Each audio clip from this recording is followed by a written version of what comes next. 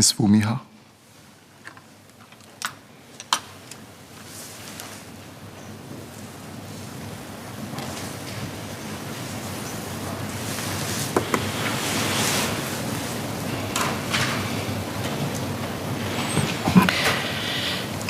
Mr. Speaker, Budget 2022 will be remembered for the significant tax changes announced. One of the main budget announcements was that GST rate hike will be delayed and spread out over 2 steps, 1 percentage point per step on January 1st, 2023, and another one January 1st, 2024. This move by the Finance Minister brought some relief to concerns amidst rising prices.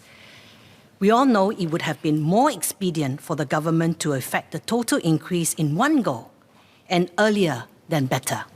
The earlier, the better for the government.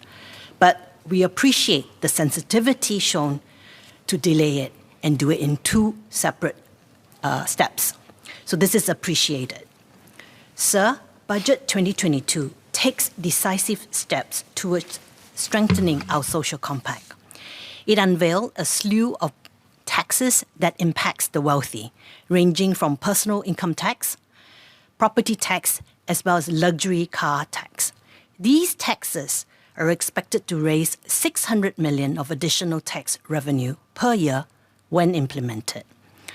Taken by itself, this amount may not appear large.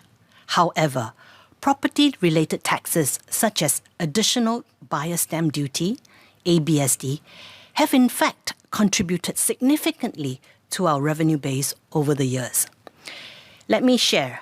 In 2021, stamp duty collection increased to 6.45 billion. That means a 2.55 billion in 1 year compared to 2022. And that is 66% increase in 1 year. ABSC was further increased just a few months ago in December across all categories except for first-time home buyers. The ABSD rate for foreign buyers now sits at 30%. As ABSD targets mainly property investors, this has effectively become a form of wealth tax apart from acting as a policy measure to cool the property market. Whilst I know the government may not consider this as a stable form of revenue base for the government, I think investors should not hold out much hope for ABSD to be lifted, as it is now a significant part of government revenue.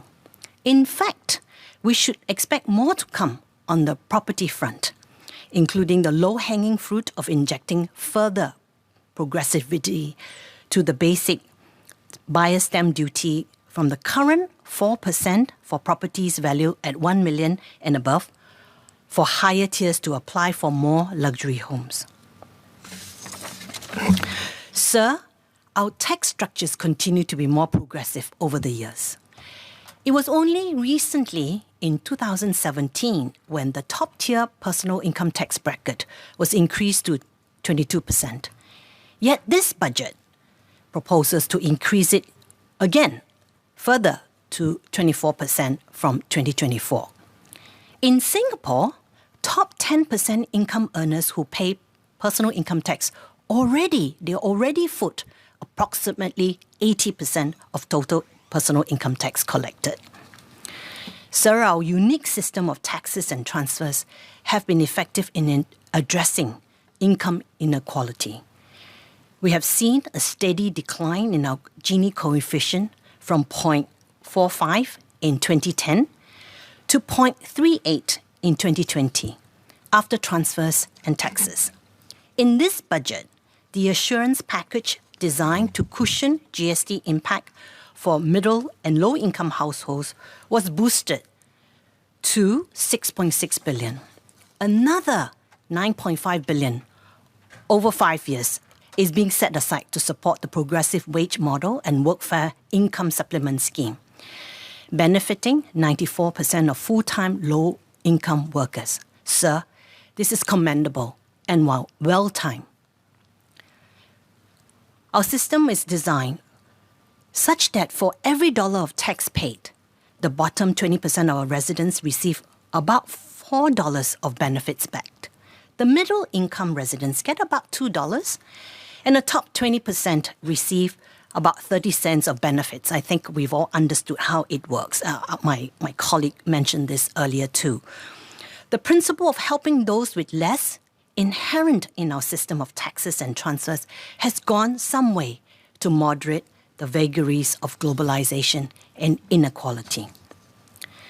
Mr. Speaker, rather than depend so heavily on taxes to redistribute wealth, can we also not tap on the strong spirit of giving amongst wealthy families? Globally, increasing number of wealthy individuals are engaging in philanthropy. A global philanthropy report by Harvard identifies some 260,000 foundations with total assets of more than $1.5 trillion. In Singapore, we've also seen more privileged individuals giving back, including the setting up of private charity funds with 200,000 and more. More and more family offices are setting up in Singapore with strong mandates to do good and to give back to society.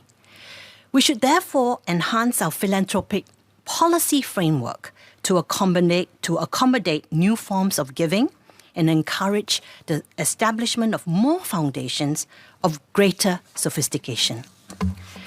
Currently, our policies are geared towards straightforward forms of giving. But wealthy families aspire to make significant contributions beyond plain checkbook giving. They hope to tap their financial resources, unique capabilities and networks in creative ways to make an impact. They want their gifts to be transformational, and so do we. Enhancing our policies around philanthropy can help establish Singapore as a philanthropic hub, a pillar of excellence to build alongside our hub status for finance and sustainability. This intent to promote Singapore as a philanthropic hub is not new. Several changes to taxation and regulatory framework were indeed made by then Second Minister for Finance Tharman in Budget 2007. However, the concept of philanthropy has evolved rapidly over the years. Wealthy families and philanthropists are keen to explore new models such as social impact bonds, impact investing, venture philanthropy, and so on. Have our current policies kept up with the times? In its early days, Singapore benefited in similar ways from generous giving by visionary philanthropists and organizations such as Tan Kah Kee, Govinda Sami Pillai, and Nian Kongsi to build our communities, our schools, and our hospitals. Today, we have a window of opportunity to work alongside a new generation of philanthropists using modern, innovative, and creative ideas so that their contributions can be a fulfilling experience for both the donor and the beneficiary. Mr. Speaker, Budget 2022 sends the strongest signals yet to businesses about the need to get serious about transformation and going green. The Finance Minister announced Singapore's commitment to sustainability by bringing forward the timeline for the country to attain net zero carbon emissions by and around mid-century.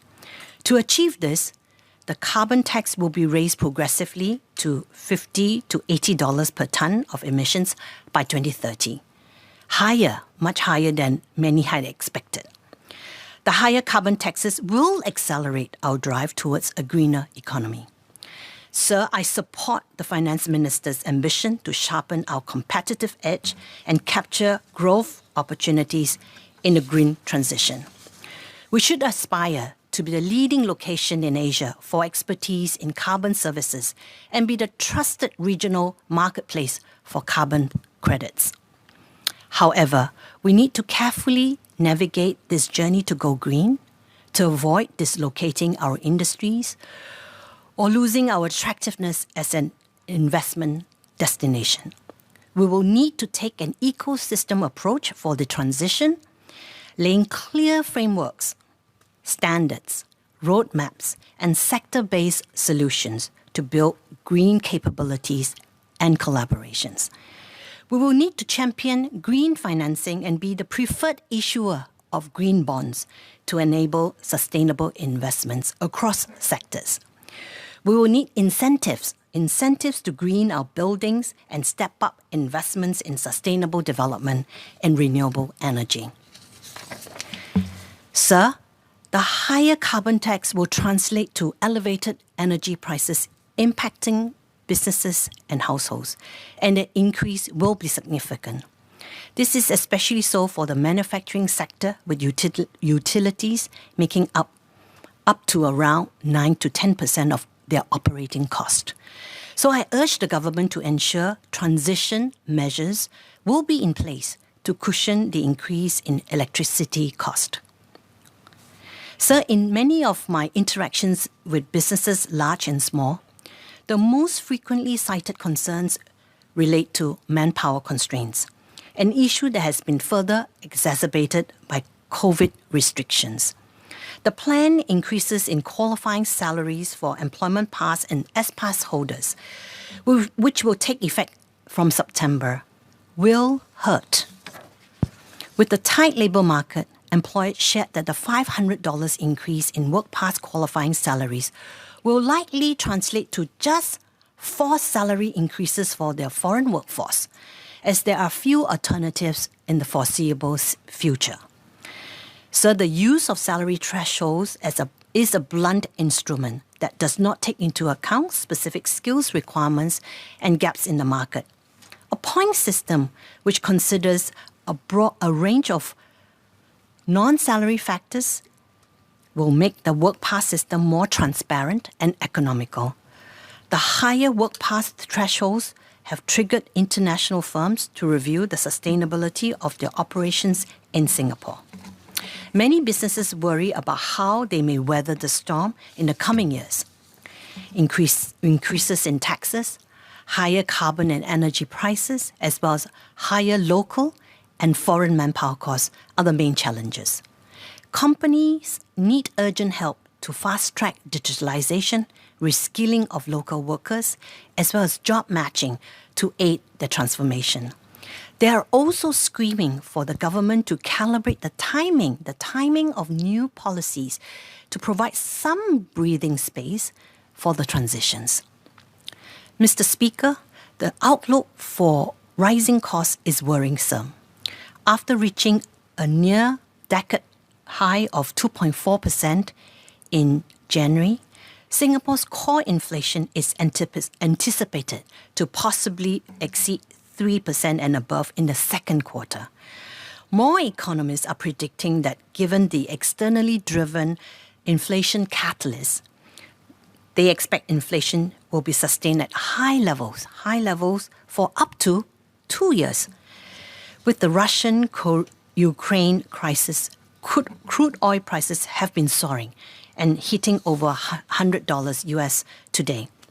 So I would like to ask the Finance Minister whether the government will do more to help households and businesses if inflation turns out to be more persistent and higher than expected. Finally, Budget 2022 is estimated to be the third straight budget deficit year for this term of government.